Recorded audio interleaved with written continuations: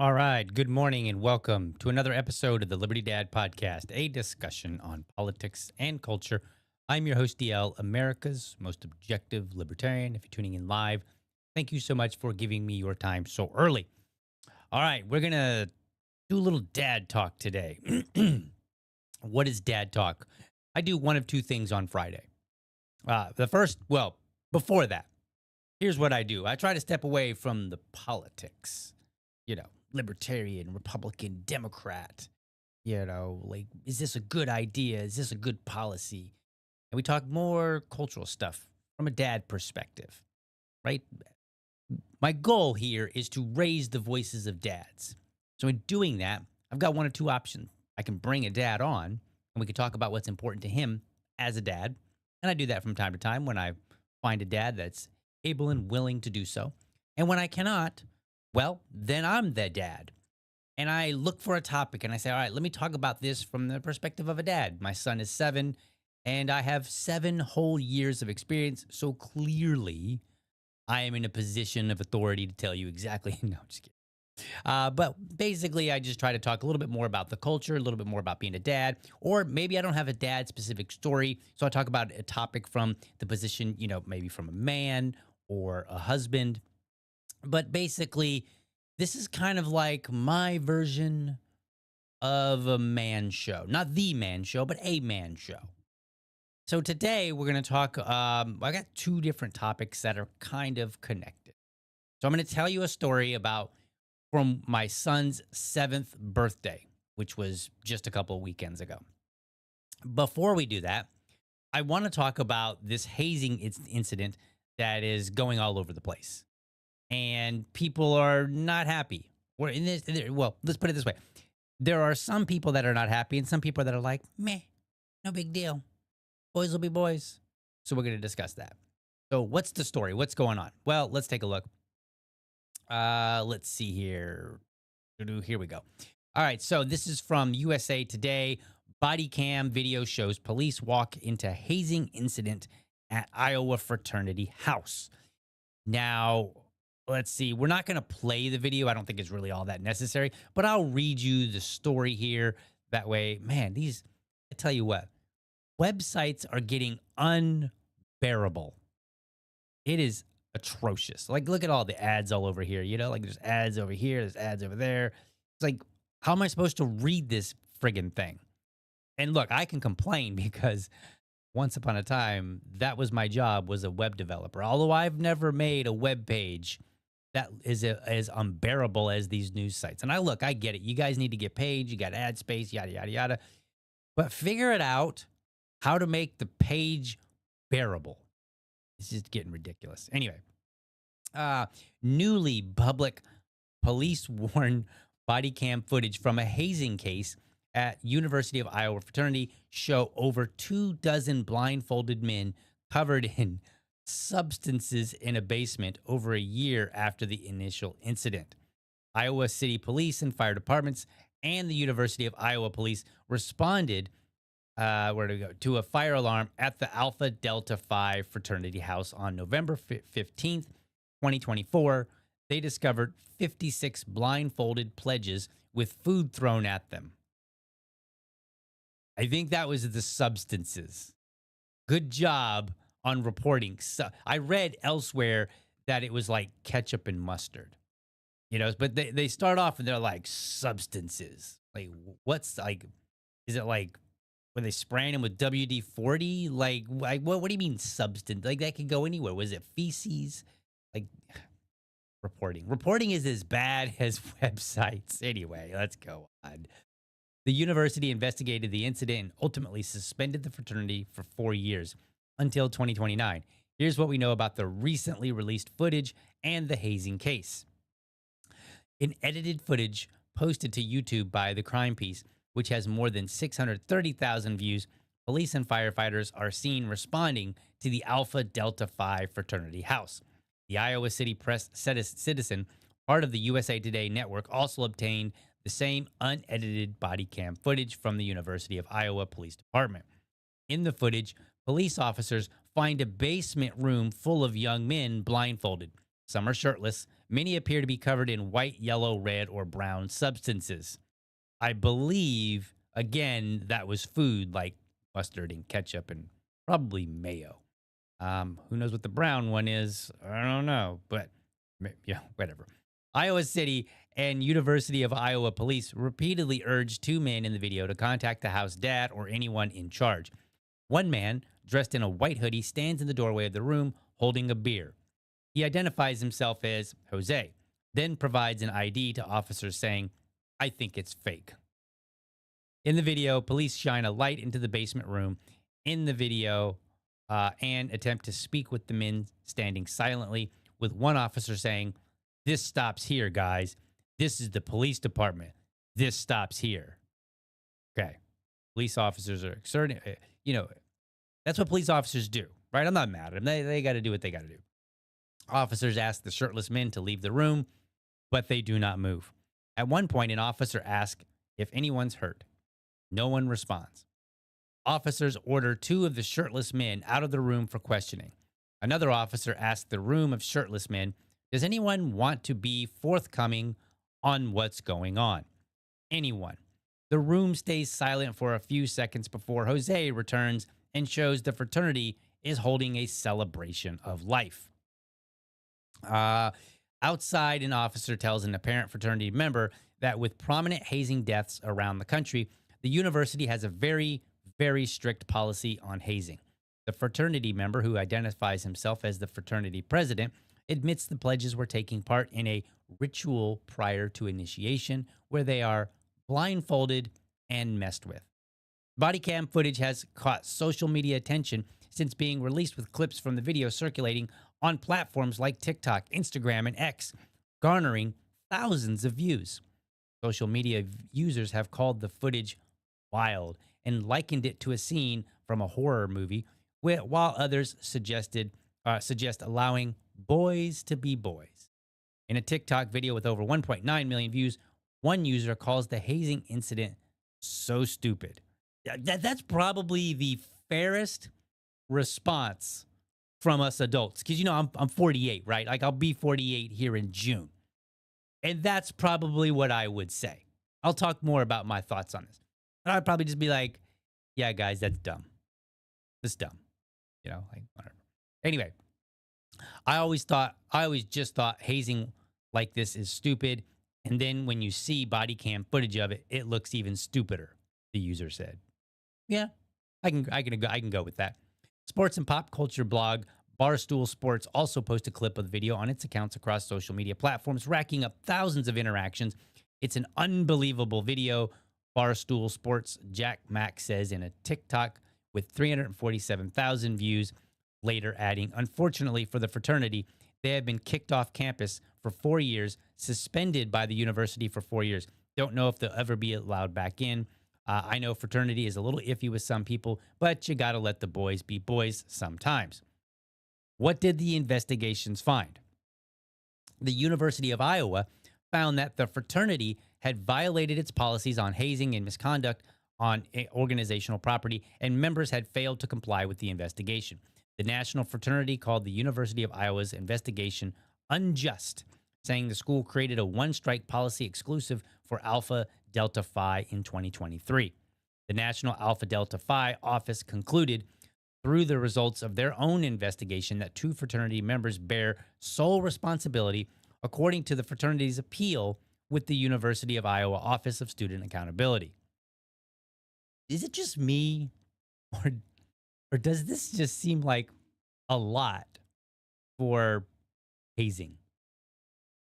Right? And nobody was harmed, as far as I can tell. Anyway, through personal statements of admission, the final report states that these two individuals came up with the event, carried it out, and acted outside the directives of chapter leadership and the official plan for our initiation events. Alpha Delta Phi wrote in the chapter's appeal, "Their actions are both disappointing and harmful to the chapter." The fraternity members' names were redacted in several documents obtained and reviewed by the Iowa City Press Citizen. The Iowa Alpha Delta Phi Instagram appears to show some fraternity activities continuing. In a video posted on August 2025, two members take viewers through the house that appears in the body cam footage. The area seen in the clips, packed with shirtless young men, is identified as a storage room. The most recent Instagram photo shared on February 18th includes 6 different group photos of fraternity brothers members, along with the caption, "Brotherhood stays strong." The University of Iowa lists the fraternity's current suspension online, noting the earliest reinstatement date as July 1st, 2029. University of Iowa spokesperson on Wednesday, February 18th, said that the university does not provide any support to the Alpha Delta Phi organization because the fraternity is currently suspended and unrecognized. And that's the end of the story. So I wanted to read the story so that we have the details, right? Because the details matter. Now, here's the thing. I didn't go to college. I mean, I technically did. I went and I got an associate's, which is a glorified high school diploma. um, so I didn't participate in any hazing college. The hazing in the military was far, far less, just because we didn't really have any opportunities to engage in hazing because there was always superiors around, right? It's not like we had like our own little barracks and then like they never, the leadership never showed up. We didn't have that situation. So we basically played pranks on each other. That's what we did. So like, for instance, if you've seen the movie Full Metal Jacket, which basically back in my day, every soldier did. And then we were all like, oh my God, is somebody going to beat me with lock and socks or, soap and socks or whatever. But we did pranks along that line. And like I participated in some of them. Like we would go and do simple pranks. Like we might go and put some shaving cream on someone's face or hand or whatever, and then try to get them to smack their face, that kind of silly stuff. Other times, we did the pretend lock and sock party. We never actually did one. So if you don't know what that is, a lock and sock party or a soap and sock party, what that is, you take a sock and you put, I think it's usually soap. You put soap in there. I don't think you usually use locks, right? I think that was more of a urban legend, but perhaps I'm wrong. But we always understood it as putting soap in a sock. And then you had 4 soldiers that would take one of the blankets, and they would be at each corner, and they would quietly put it over the soldier and then pull it down really hard. And then another person would take like a towel or something and put it over the mouth of the soldier and hold them down. So now basically you're held down at the mouth and, with this towel, and then you're also held down by your body so you can't get out. And then other soldiers would come and they would take the sock that has soap in it and then smack you on the body. And supposedly it doesn't leave bruises, or the bruises are very light, but it hurts like hell. Okay. Now, in the movie, they do that because Private Pyle is making many mistakes. And because of the mistakes, the drill sergeant or the drill instructor, he basically punishes everybody else for Private Pyle's mistakes. And so they get pissed at him and they teach him a lesson, right? That's the gist of it. So what did we do? Well, we didn't do anything with socks and soap. We just pulled the thing down to scare people. Like, because I want you to imagine this. You've seen the movie. You watched him get beaten. Then one day in the middle of the night, you wake up and there's a blanket holding you down. Right? Like, that's scary. But again, we never hit anybody. It was just pranks, like just to mess with people. Now, I will tell you this. This is funny. We did it to one guy, and he literally just sat up. And we, for whatever reason, we weren't holding him down properly. I don't know why. It's been a while. I don't remember what we did wrong, but whatever it was, we got it wrong. We didn't do it right. And he literally just sat up and he's like, "What's going on, guys?" And we all scattered like a bunch of little roaches. So, but we did these like kind of pranks like that. We didn't really engage in hazing so much. But back to the hazing story. So in this particular case, nobody died. Now, why am I telling you all of this? I think that this is basically normal behavior. You may not like to hear it, but it is. It's normal behavior. Boys like to do these things, and they do it even at a young age. So now, if you can remember, if you're old enough to remember, Once upon a time, barely after Technicolor came out. I'm just kidding. I don't know if that's actually true, but this is how old the movie is. You go back and there's a movie called A Christmas Story. Come on, you've heard of A Christmas Story. The Red Ryder BB gun. In the story, there's a scene where all the boys are out at a flagpole and they're making fun of one of the kids, or they're not making fun, but they're doing this dare. And they're like, I dare you to stick your tongue on the pole. Now it's winter time. And they're like, I double dog you. And then they get to, I triple dog dare you. Right. Which was, I think the narrator, basically little Ralphie, it's the story's partially narrated and from Ralphie's perspective. And he's like telling the story as if he's older. And so he's like, that was the creme de la creme of all dares. Like, you can't turn that one down. And the idea being like, I dare you to do this. Well, that was a weak dare. I can just kind of brush that one off and be like, nah, I'm not doing that, guys. And then they're like, I double dog dare you. And then, man, that amps it up. And all the boys are like, woo, right? And then we get to the triple dog dare.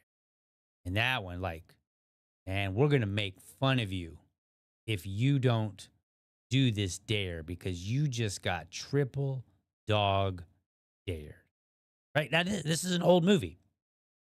And the point here is that boys engage in these kind of rituals even as children, all the way through adulthood, right? We did it in the army. We just did it differently because we didn't have opportunities, too many at least, where there weren't other people. So while we didn't have necessarily hazing per se, we did small things that were like dares and stuff. So like when you got a new rank, sometimes we like to take the pins that you have, and basically it's a rank with two pins in it. You put it in your lapel there, or your collar, and then what we would do is we would come and take our fist and bang it into another soldier, and it was kind of like the two pointed, the two pins would stab into your shoulder there. And that's like the biggest thing that we would do. We would do stuff like that. That was basically our triple dog dare. Like, hey, you earned your new rank. We've got to, now it's our job as your fellow soldiers to kind of like seal the deal. Like, that's when we've really given you this approval. Yep, it wasn't that the leadership gave it to you.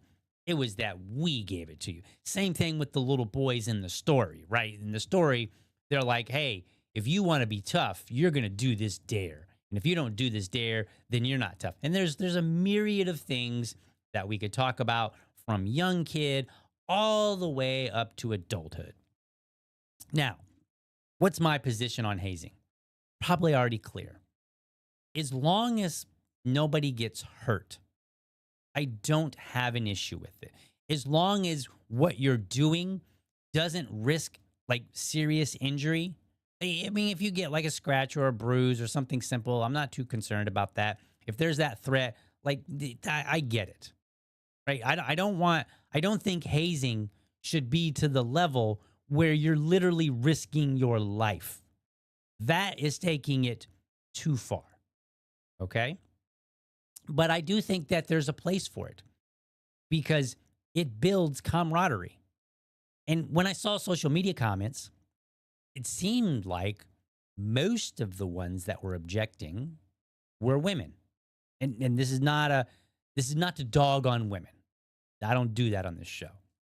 But I'm saying I think that women as a group, they operate differently than men or boys or males as a group, right? And there are just differences, and we see them in early childhood.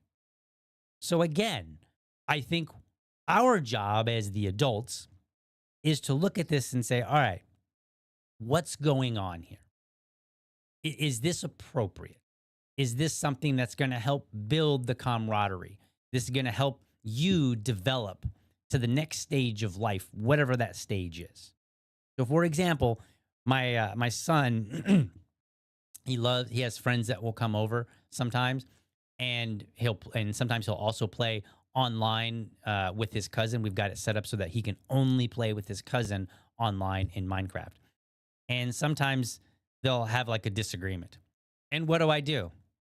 I let the disagreement happen because this is part of them coming into their own and working out with their peer, working out situations and issues with their peers. Right? And this all ties together in my opinion. Now, where I would step in, and I have sometimes, is if it sounds like it's getting a little bit out of control.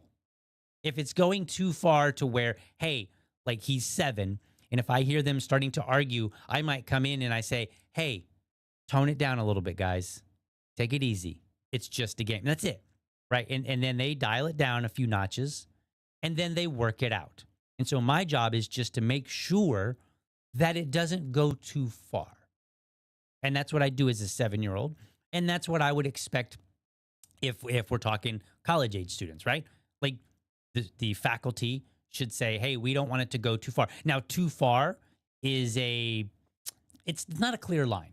What's too far, right? We obviously, there's a difference between two 7-year-old boys arguing and hazing as college students and doing whatever that's going to, kind of embarrass you. But at the end of the day, you come out and now you're one of us, right? Like there's a difference there in where that line is too far. But that's for each entity to work out for itself. And why is that important? Well, let me tell you something else. You may have never heard of this, or maybe you have. I think that we've lost rites of passage. And I think that is to the detriment of our society. So let me tell you about a rite of passage from this old tribe. I think it was like in the Amazon or something like that. And I'm not suggesting we do this, but I just want just to make the point. So there was a tribe, or maybe there still is. And what they would do is when it was time for a boy to become a man, they would go out and they would collect bullet ants. You know, bullet ants, the ones that bite you and then it supposedly feels like it's so painful. It actually feels like you've been shot by a bullet. That's how painful these ants are. So they take all these bullet ants and they make gloves, and then they use some sort of mixture to knock out the bullet ants. These ants are like now sedated. And then they stuff their heads into the fibers of these gloves. So you have the body on the outside of the glove, and then you have the head on the inside. And then when the ants come to, you have these gloves with bullet ant heads inside of them. And the boy, when it's time to become a man, has to wear the gloves for like some amount of time, like 5 minutes or something like that. And it's ridiculously painful. Now you might say that's kind of absurd. Like, why would you do that? This is their ritual. This is the moment that a boy looks forward to, because on the other end of that, he becomes a man. And in this particular case, and here's the rub. Here's where it's important. It's important because the other men of the tribe recognize you as a man. They say, you're a man. You're one of us. You've went through this trial and you've come out. And different cultures, different tribes have different things. And as society progresses, you could say that we progress into different forms of such rituals, such rites of passage. But I still think that they need to be had. I think that we are desperately missing rites of passage. And so if you were to say anything should replace the hazing, I would say it would be a rite of passage. One that says you were a young man, you were a boy, now you're a man. And when you don't have that, we're going to leave that up to the young men to figure out for themselves. And so you get different, if it's a gang, your rite of passage is going to be something criminal. And depending on the gang, it could be less severe or more severe, right? We've heard, if you've ever like done any research on gangs, some of them would actually say like, you've got to go and be violent towards somebody else. You've got to show us that you really want to be in our group, that you're one of us. But then once you come out on the other side, you're basically family, right? And you get the same level of defense as everybody else. And then you are not only seen as one of them, but you're expected to act like one of them, right? It's this duality, this expectation of who you will now be, but also this confirmation. And so I think that hazing ultimately provides that. Now, if we had a rite of passage, would there still be hazing? I think there would. Because every group has something, right? Like every okay, you're a man now, but just because you're a man doesn't mean that you're our little circle of group, of people, whatever that group happens to be, right? Maybe maybe in a tribe, you become a man, you go through the bullet ant, but then maybe there are different roles in the tribe. And so if you want to be the warrior class, well then perhaps you got to go do something warrior like, whatever, right? So I think they would still probably exist. Would they be as severe? Maybe not. Why? Because if you've already been confirmed as a man, why do you need to do anything else? Right? Like I don't need to do that. I've already made it. If at 18 there was a rite of passage, and that rite of passage, once you completed it, the men in society would say, yes, you are now a man. And I don't mean just crossing the threshold of 18. Like, haha, yesterday I was 17. Today I'm 18. I am now a man. That's not a rite of passage. That's just simply crossing a barrier. But if there was an actual rite of passage, an event that you had to do, I think at 18, if you did that and then you went on to college and you got there and someone was like, well, yeah, if you want to be in our group, I think it would be a harder sell because you could say, well, no, I've already completed this. All the men in the country now see me as a man. And not just because I crossed this threshold, but because I did this activity. I proved my worth already. Why do I need to prove it to you? So I think if you want an answer to hazing, that is the answer. Now I looked it up through AI because I was just kind of curious. And apparently, in the last roughly 15 to 20 years, no, in the last about 10 years, I'm sorry, there have been about 15 to 20 hazing deaths. So not too many. Mind you, one is one too many, but not too many. Okay? And that's all. That's a tough thing to say because I don't want to trivialize the death of somebody. Every person that died was somebody's brother, maybe perhaps their father, husband, spouse, son, daughter, whatever.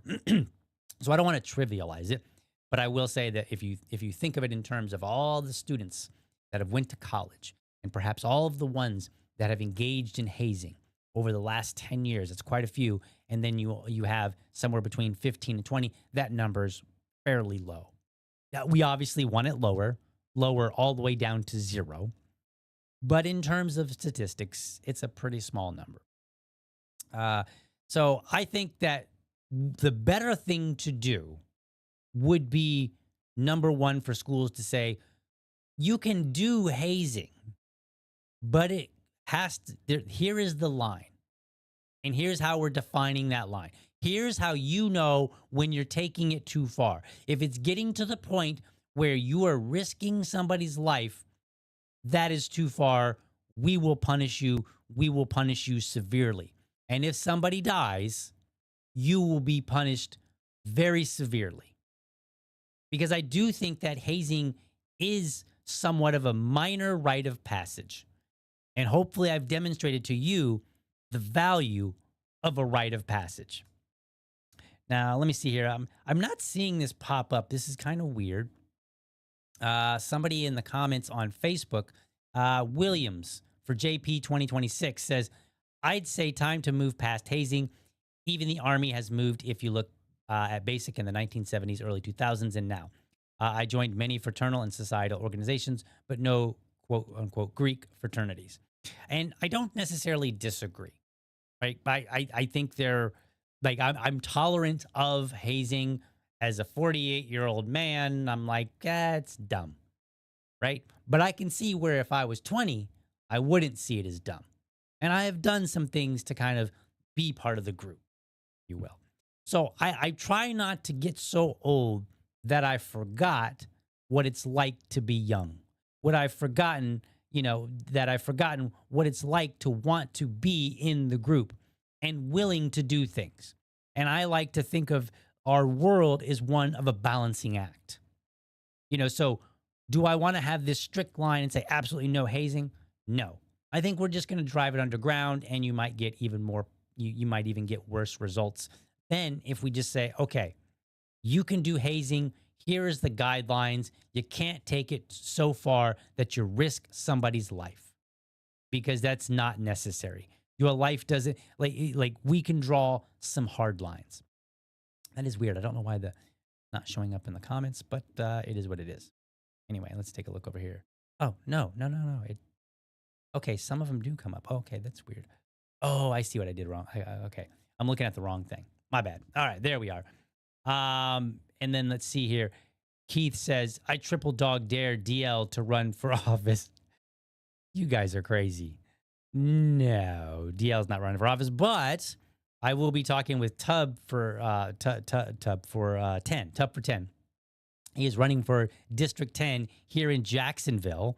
He will be running for city council. So I will be getting with him probably in the next week or so to see how I can be of assistance to him. And hopefully he will be elected to office. So look forward to that. All right. My next story, which kind of follows this hazing incident. Okay. This is my next story. Oh, you know what? Let me see here. Where's my, let's see here. Let me make sure that oh, yeah, I'm good. Okay. I've got like all these windows and they're showing me some slightly different things, and I was getting a little confused there. And I'm kind of like in the middle of making some changes. So bear with me, folks. All right, back to what I was talking about. So I want to tell you the story about my son. And it was actually not about my son, but it is about his birthday. And I want to talk to you about being a Liberty Dad. Because I was thinking about it, and I was thinking about it after the fact. And as you probably know, and I've told my friends, if there's an experience that I have, it is always subject to being talked about on the show. It's part of who I am. And so my son had his 7th birthday. He invited a bunch of friends, and it was a great birthday. He had like this chess/game theme. And, I think he's got more friends right now than I have had in total my entire life. He's really good at making friends, and that's good. I think it's wonderful. So at one point, all the boys decide, was there some girls? There might have been some girls. I can't remember if there was some girls in this, but it was toward the end of the birthday party, before people started really leaving. So I can't remember if there were any girls involved or not, but there was a lot of boys there. And so they decided, we're going to race. So we had this birthday party at our neighborhood pavilion, which has this huge field. And they were like, we're going to race from here to the fence and then back. And so they, my son, he gets everybody lined up. He's like, all right, we're going to race. Come on, guys. We're going to do this. Yeah. And so they all line up, and I'm watching them, and they take off running. And probably like 10 feet in, one of the boys loses his shoe. And he runs about like 5 or 10 more feet, realizes his shoe just fell off, stops and comes back. And I saw it. I was probably 50, 70 feet away. And I saw his face drop. And I knew exactly what was going on. So I paused my conversation that I was having. I said, hold on, I'm going to go over. So I start walking over there, because he turns around, sees his shoe. He starts walking, he kind of is not really running, not really jogging, but just kind of moving quickly. But then as he's moving, he's slowing down rapidly. And he falls, his face falls, his shoulders drop. He's kind of like, oh man. And I knew, and it had nothing to do with the shoe. So he's getting closer to the shoe. I'm walking over there. By the time I get to him, his mom had come over and she's helping him. And I get there and his mom's helping him get his shoe on and she's tying it. He's upset.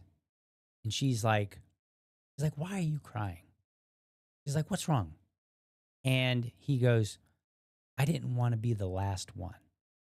And I knew it. I knew exactly what was going on. And I said, don't you worry, buddy. after your mom gets your shoe on, I got something for you. And as we're sitting there, all the other kids, they come running back and they're, and he's upset. And I said, don't worry, man. He gets up and I said, all right, you're gonna race me. And he's like, what? And I was like, yep. And I said, just so you know, I'm an old man. So don't let me win. And he starts getting his face lightens up and he's like, yeah. And so I think it was like, I think his mom said go, or maybe I did. I don't remember exactly. But somebody said go. And we took off running. Now, this kid is like 7. I could outrun him. I'm old, but I'm actually not that old. And he's 7. When they're 17, it's going to be a different story. But at 7, I still got a little bit of an advantage. And I'm a pretty active guy. So we're running. And it was funny because like I'm doing this kind of weird run where it's almost looking like I'm having trouble running. And I'm doing it on purpose, guys. Like I'm holding back on purpose. He's laughing, having a good time, and we're like neck and neck. And then I'm like, we got to go all the way to the fence. And then he's like, psych. And then he turns and he runs the other way. And I start laughing. And so then I run and I kind of catch up to him. And I'm pretending to be, struggling to keep up with him. And I'm like, come on, man, you can do this. And, he's like, he's running and he's laughing and he's having a good time.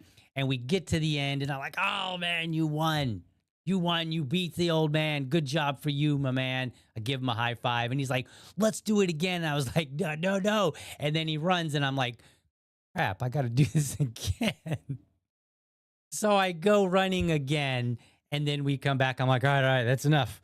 That's enough. This is winter. My son's February. My son's birthday is in February.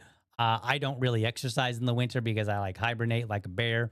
And so I am way out of shape, even for my own self. And so he goes off and he laughs. And then his mom comes over and she's like, thank you so much for doing that. And so I tell you this story not to brag, because I didn't do this for this show. I just happened to see a little boy. I saw his face drop. I saw his shoulders drop. I knew exactly what was going on. I knew that he was disappointed that he couldn't make it. And when he said, I didn't want to be the last one, I'm betting that he didn't mean it quite literally. Like, had he kept up with the group and just had been the last one, I don't think it would have been nearly the problem that it was. The problem was not that he was the last one. It was that he was so far back, he wasn't even part of the group at all. I mean, he didn't even have his shoe on fully until the kids came back because, his mom's getting the shoe on. She's, opening it up and then putting it on and tying it and double knotting it and all this good stuff, right? And then she's checking the other shoe and she's doing all this. And I'm not talking bad about the mom, but let's just say there was no sense of urgency on her part. And I'm not trashing the mom. Like, she's over there taking care of her son. As a man looking at a young boy, I knew what was really going on because I'm a man, because I've been there. I've felt that. I've had that experience of you want to be part of the group. And then the group leaves without you because that's what the group does. They go and you either keep up or you're out, right? You could almost look at this as like a mini 7-year-old version of hazing. Probably not really a good way to describe it, but in terms of the topic, I think it kind of fits in what I'm talking about. Boys want to be part of the group of other boys. Young men want to be part of the group of other men. When I joined the Army, even though we didn't actually do hazing, there was still this competitive nature. Oh, how did you shoot at the range today? How many push-ups did you do? How many sit-ups did you do? What did you score on your PT test? How did you do in this written test? Can you march as well as I can? Whatever. There's all these things that we're comparing each other to. And it's because we want to be in the group. And even if we can't be number one, we don't want to be so far behind that we're not actually part of the group. And that's what was going on with him. And so I tell you this story, again, not to boast, I tell you this hopefully to inspire you because our young men, our young boys in this nation, they are desperate to be young boys, to be young men, to become a man. And like I said, we need a rite of passage. It doesn't need to be as dramatic as bullet ants or any other of the crazy ones that you can read about from some faraway tribe. It doesn't have to be that. It has to be something that says, yes, you are a man, you are one of us, and confirms who they are. Because every male, no matter what age, wants to be confirmed in some group somewhere.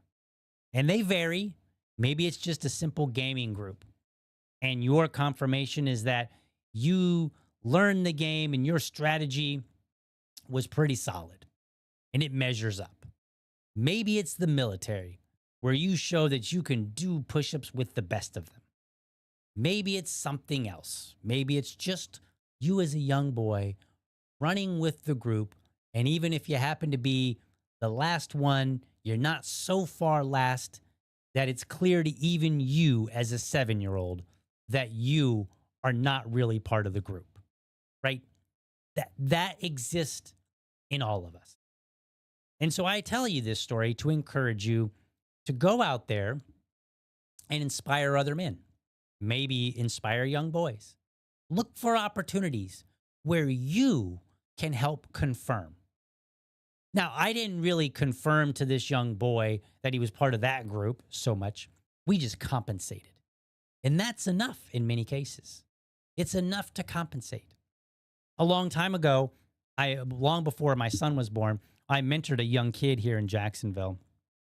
And we had our ups and downs because I could be pretty tough sometimes. You might not think it. You might be like, DL, you're 5'3", you weigh 120 pounds. You ain't intimidating anybody. And that's true, I'm not. But that doesn't mean that I don't have my tough edge. And there were a few times where I thought, man, this kid's going to call me up and say, don't ever come back. But he didn't. He stuck through. And he told me, he said, many times, had you been, he would compare me to other mentors. And he would say sometimes, yeah, my past mentor would not have been like that. And then he would tell me what he thought, how they thought they would have responded. And, again, I'm not trying to brag. This is not me bragging, because if you're a man, you can do this too. Maybe you can't run, right? Like, I get it. We get old. We're not running as much. I'm pretty active. Maybe you're not. Maybe you got a bum knee, but you can do something else, right? So look for opportunities to validate the younger men around you. They desperately need it. Validate them in a positive way. Because when us men do not positively validate our young men, our young boys, somebody else will. Maybe it'll be the gang members who say your validation is through this crime. Maybe it's through hazing that does go too far, right? And somebody gets hurt. Maybe it's something else that has a negative impact or just isn't good. We can change that. Anybody can basically be a Liberty Dad. I mean, I'm the official one because I got the swag and, I have the podcast. So I'm the official one, all right? And you guys got to keep me on my toes. But ultimately, being a Liberty Dad is about being informed, making sure that you're informed, going out, reading stuff, checking it out. And you don't have to read everything. I do that because I have a podcast, but keep yourself relatively informed. And then seeking to make the world a better place in whatever way is available to you. Maybe you're not a public speaker. Maybe you don't want to do a podcast. That's fine. That's cool. You do something else. Maybe you don't want to mentor. Maybe that's, not your thing. Maybe you don't even want to work with young kids. That's cool too. You don't want to work. Maybe you can just mentor another person, another man, just one, because one is one more than you were doing. And that's all. And if every good man out there, and I think there are millions of good men out there, if every good man out there seeks to mentor another man, another young man, another boy, and edify their life, bring them to a better state than they were beforehand, I think that's what makes society better. That's what makes our young men and our boys good, positive, value added men in our society. So that's my encouragement to you. Anybody can be a Liberty Dad. All it takes is you just looking for opportunities and then seizing them. And for you women out there, you can be the Liberty Mom or the Liberty Woman if you want. But I speak to men, so I do want to throw that out there. And just, I'm not excluding women. I'm just focusing on men. All right, folks, that is my show for today. I hope that you found it informative and inspiring. I want you to do me a favor. Come back a little bit later and drop a comment into the comment section. What does that do? That helps out the algorithm. The algorithm goes, oh, people are interested in this. I better show it to more people. Let me know if I missed anything. Maybe you have a story that you want to tell about how you were basically being a Liberty Dad. I would love to hear it. And if you're if you're a dad and you want to be on the show, reach out. Let me know because I would love to have you and hear your story. And the only thing that's required out of you, if you're a dad, is A, that you're a dad, right? Obviously. And then B, you just come on the show and you tell me about something that's important to you as a dad. Maybe it's more sombering. Maybe it's fun. Maybe it's funny, right? Whatever the case, I'm here to raise your voice. That's what I want to do on Fridays. So reach out, folks. But with all that being said, I'm going to head out and I will be back Monday with a fresh, brand new bill review. So look forward to that. But until then, folks, have a good one. Where's my button here? I move things. Never stop. Never move things. Never do that.